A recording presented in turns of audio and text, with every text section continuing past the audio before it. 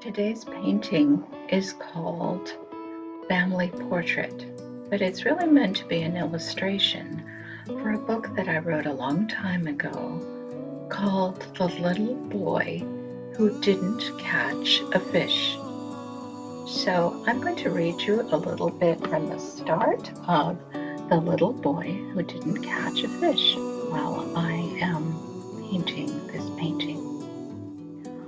Once there was a little boy named Ben, and his mother's name was Maddie, and his father's name was Patrick, and his sister was called Sissy. But he just called them Matt and Pat and Sis, and they just called him Ben, except for Sissy, who sometimes called him Wartface, but not usually. Most of the time, they lived in Cincinnati, but not the summer when Ben turned 5. It was a very special time. They were going to spend a summer on the lake, and Ben was going to catch his first fish. "I'm going to catch my first fish," Ben said to no one in particular as they were turning into the highway. And Sissy said, "No, you're not." Ben thought maybe she hadn't heard him right, so he said it much louder. "I'm going to catch a fish." But Sissy just smiled to herself and said, as quietly as ever, "No, you're not." So Ben asked, "Why not?" "'Cause you haven't got the guts, that's why." "Have so? Have not?" They repeated that for about 5 minutes until Patrick said, "Shut up," and they did. And Ben started thinking and thinking. So he turned to Sissy and asked, "Why do you think I don't have the guts?" "'Cause you never killed anyone before, that's why." Sissy was 7 years old and very smart. She could count to 1,000, and Ben could only count to 100. After that, he got tired. Ben tried to remember if he had ever killed anyone, but couldn't come up with anything. Then he tried to think why that had anything to do with catching a fish. Again, he couldn't come up with anything. So he tried to sound very confident when he said, "So?" Except that he had taken too much time to think and Sissy didn't remember what they were talking about. "So what?" she asked, annoyed. "So what if I haven't killed anybody yet?" Ben said. Sissy shrugged. "So you're soft." "Oh," said Ben. He looked down at his hands that Maddie had made him wash before they left home. They were soft. Maybe because of the ivory soap they had in the bathroom. He would have to tell Maddie to change the soap. "Sissy," she was looking out the window at a billboard picture of a camel. "Huh?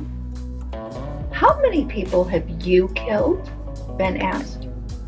She turned to look at him and smiled. She was missing a front tooth. "Hundreds of them," she said. Maddie turned around in the front seat next to Pat. "Now, Sissy, what have I told you about telling a fib?" Sissy straightened up. "But it's true, Matt. And you've killed too, and Pat has. But Ben, he hasn't killed anybody, not anybody at all." "What are you talking about?" Maddie asked. Sissy seemed happy to answer. "Pat killed a deer once. He told me so, and besides, we've got the antlers at home.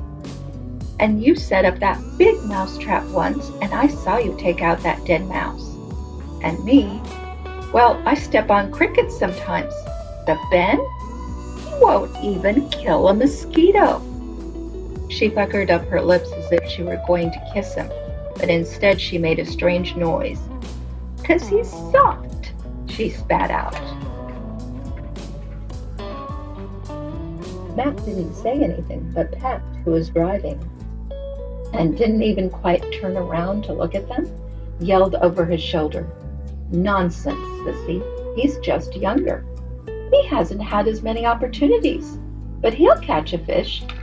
You'll see. Ben was silent for a long time as the houses dwindled, and there were more trees alongside the highway. He was quiet for a long, long time. Finally, he said, "Matt killed a mouse?" Sissy nodded. I think that's a pretty good place to stop. So that gives you an idea of what the little boy who didn't catch a fish is about. And I had a sketch of the family as the first illustration of that little book. But now I thought, wouldn't it be nice if instead of just a monochrome sketch, I could turn that illustration into an acrylic painting? So that's what I set out to do. And by the way, just in case you're wondering, neither the book nor this particular video is intended for children. I think children could read it. I think children could benefit from it, but it wasn't really written with children in mind. And for that reason, I think we better start with adults.